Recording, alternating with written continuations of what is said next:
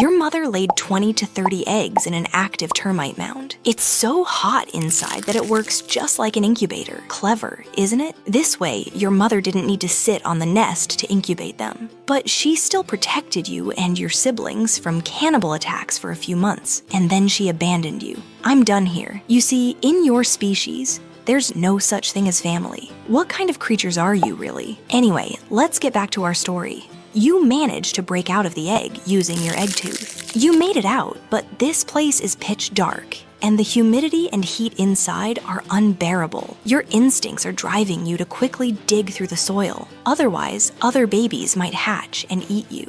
Or you might eat them. Cannibalism is very common among your kind. Eat everything you find. You somehow made it out of that dark hole. Bravo! When you emerge, your egg tooth falls off because it's genetically programmed only to crack your egg. You might be thinking, what the hell kind of place have I come to? Not the time for that. Look, your mom and dad have prepared a birthday party for you. You dug so much, got tired and sweaty. You deserve a cake. Bravo! You got off easy. Remember, Komodo dragons never say no to small snacks, even if it's their own offspring. Anyway, stop whining and climb the nearest tree. Come on, take a good look around. This is your new home. For the next few years, you'll hide from your enemies here, hunt, and sleep plenty. You'd better get used to it. You'll hang out in this tree until you get strong and big enough, making plans for your reign. What will you eat? Let me list what's on the menu for you. Insects, small reptiles, baby birds, bird eggs, small mammals. You meet your water needs from the food you eat and from droplets that collect on leaves after rain. That's why you don't really need to come down to the ground. Within 3 to 4 years, you've grown to over 1 meter long. You feel like a tank. You're sick of eating bugs for years, and you think it's time to expand that menu. You have a carnivorous nature like your T-Rex ancestors,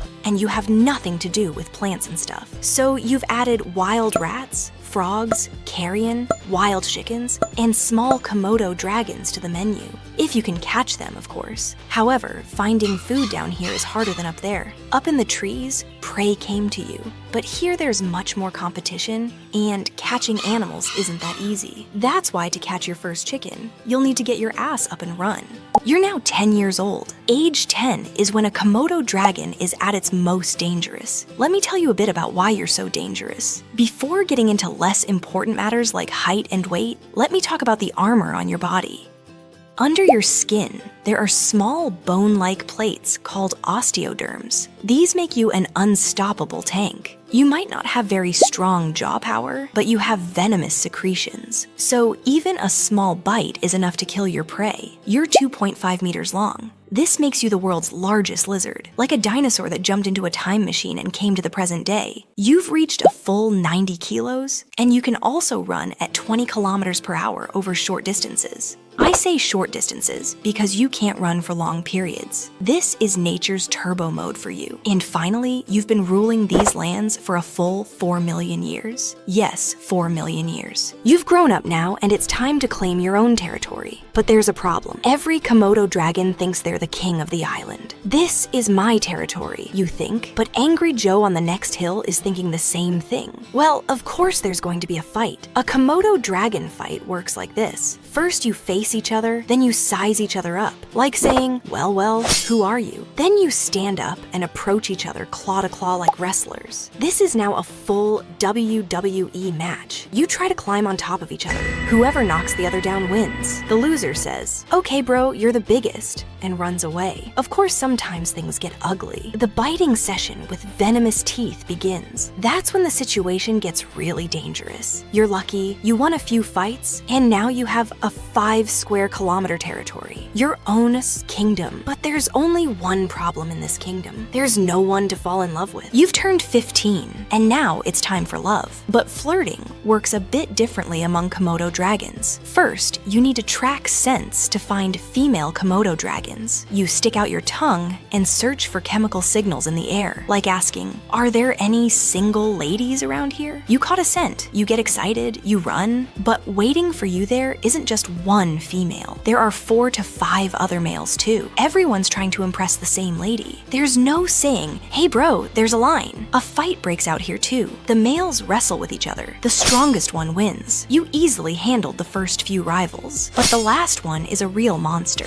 A giant 3 meters tall, over 100 kilos. While wrestling with him, you fell to the ground. He climbed on top of you. We're screwed this time, you think. Just then, bam! The female Komodo dragon intervenes, like saying, "Enough already." She pushes the other tough guy away. Turns out she liked your courage too. "This is my choice," she says, and protects you. The giant male looks on in confusion. "What do you mean? Didn't I win?" This beautiful lady has already made her decision. You start flirting. You stick out your tongue and touch her nose. It's like saying, "Hello, beautiful." Then you gently stroke her head. Romantic, isn't it? You do what's necessary for the continuation of your species. Then you abandon her while she's pregnant and become alone again. Because Komodo dragons don't need long-term relationships. You're 20 years old and now one of the island's biggest hunters. But life isn't always easy. One day you caught a giant pig, a Utven kiloshurni. You bit it to kill it, but the pig managed to escape. No problem. Your venom will do its job. You follow the pig for days. The venom slowly takes effect. The pig weakens. You wait patiently. Your species are true patience experts. Finally, the pig died. But just then, 3 more Komodo dragons appear. They're after your meal too. "Wait, guys, this is my prey." You try to say, but nobody listens to you. "Sharing is caring, baby," they say. You're forced to share, because you can't fight 3 dragons alone. But you get the biggest piece, of course. Another day, drought began. No rain for months. No water, no food. You slow down your metabolism. You only make a few movements per day. You hit rock bottom on energy saving. You live for a whole year without eating anything. Bravo to you. What kind of metabolism is this damn? You're now 25 years old. For Komodo dragons, this is considered old age. When you were young, you could run 20 kilometers per hour. Now, even 5 kilometers is hard. Young dragons have started eyeing your territory. They look at you like saying, "Old man, step aside." One day, a young male challenged you. You used to handle them in 2 minutes, but you're not that strong anymore. You won, though it was difficult, but you realized your reign is shaking. You spend your last few years more peacefully. You don't go after big prey anymore. If you find carrion, you eat it. If you don't find any, you go hungry. One day comes when your body can't take it anymore. Disease, old age, and exhaustion.